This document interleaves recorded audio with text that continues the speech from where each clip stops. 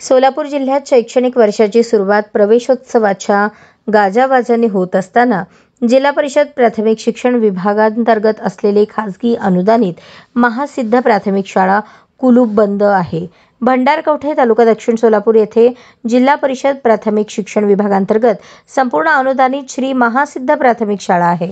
सदरची शाळा ही 1ली ते 4थीची असून 4 शिक्षक कार्यरत आहेत। त्यापैकी एका शिक्षकाकडे प्रभारी मुख्याध्यापकाकडे शाळेचा चार्ज असून त्याच्याकडेच विद्यार्थी हजेरी, शिक्षक हजेरी, शालेय पोषण आहार, दप्तर, शाळा सोडल्याचा दाखला, वर्गखोल्यांच्या चाव्या आहेत। त्यांनी पहिल्याच दिवशी शाळेला गैरहजर राहिल्याने शाळेत प्रवेशोत्सव नाही, विद्यार्थी वर्ग नाही, त्यामुळे इतर शिक्षकांनी कुलूप बंद वर्गांसमोरच प्रवेशोत्सव साजरा केला। याकडे पंचायत समिती दक्षिण सोलापूरचे गट शिक्षणाधिकारी, शिक्षण विस्तार अधिकारी, केंद्र प्रमुख यांनी डोळेझाक केली आहे।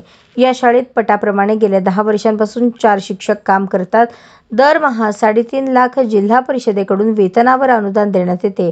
पटाप्रमाणे दर तिमाहीत शालेय पोषण आहारावर, स्वयंपाकीण यांच्यावरती 75,000 रुपये खर्च केला जातो। तरीही जिल्हा परिषद प्राथमिक शिक्षण आणि पंचायत समिती शिक्षण विभाग हा डोळेझाक करत आहे। तालुक्यात बोगस शाळा संस्थापकांना हाताशी धरून किती आहेत, किती गौडबंगाल आहे हे समजायला तयार नाही। एका ग्रामस्थाने याची चौकशी व्हावी म्हणून राज्याचे मुख्यमंत्री देवेंद्र फडणवीस, शिक्षण मंत्री दादा भुसे, शालेय शिक्षण विभाग प्रधान सचिव, शिक्षण आयुक्त पुणे यांच्याकडे चौकशीची मागणी केली आहे। यात सामील असलेल्या अधिकाऱ्यांना फौजदारी गुन्हे दाखल करावेत अशी मागणी करण्यात आली आहे।